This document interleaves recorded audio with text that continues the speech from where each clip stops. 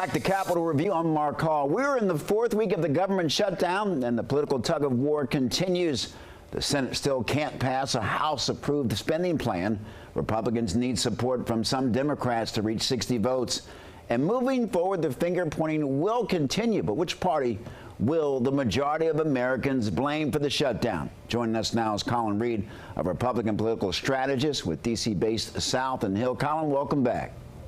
Hey, Mark, great to be here. Happy weekend. We're glad to have you, my friend. Question, are Republicans on the right side of the shutdown?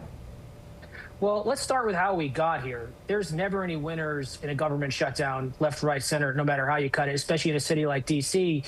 The museums are closed. Places like the National Arboretum are closed. There's things that people want to do that they can't, and there's no winners. So this thing needs to come to an end. The interesting thing here is, unlike past shutdowns, this one is landing on the Democrats' doorstep because they're the ones who have voted 12 times to keep the government shut down. So until they're willing to come to the table and negotiate, we're in this impasse that, again, is good for nobody and needs to come to an end. But right now, it doesn't really seem like the Democrats have a clear path forward. Colin, the finger pointing continues. Democrats say the Republicans, they run the House and Senate, and they have the White House, that this is their shutdown.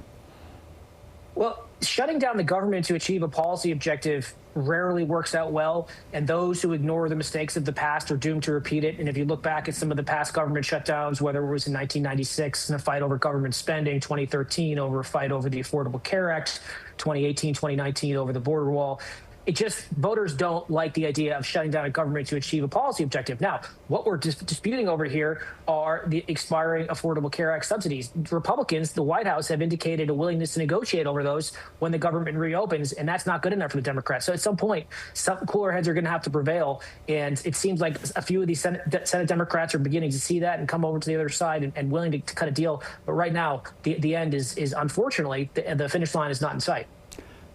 Colin, the longest government shutdown we've ever had, 34 days. It was technically a partial shutdown. President Trump was in office. No telling when this will end. Could this be costly for Republicans heading into the midterms? Well, look, the midterms are a year away, and politics moves at the speed of light these days, and it's hard to remember what happened a week ago, let alone a year ago.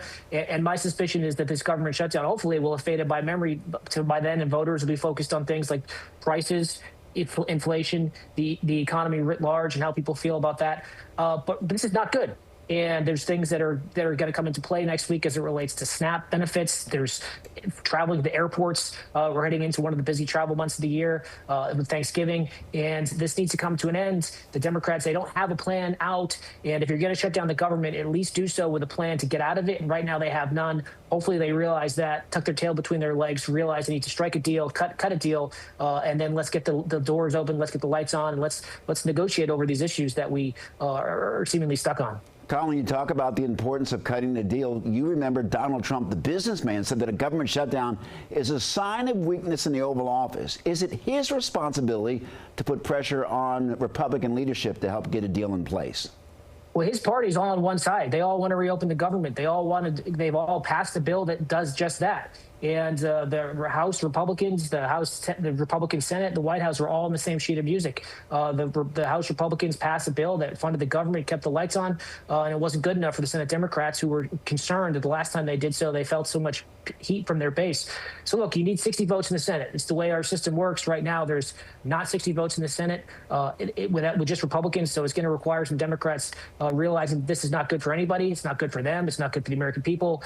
Again, come to the table, figure out a way to get things going again so we can get back to the table and have these debates over these policy objectives, because you can't do that with the government shutdown. It's inherently impossible. So let's hope this impasse comes to an end soon. It's not good for anybody.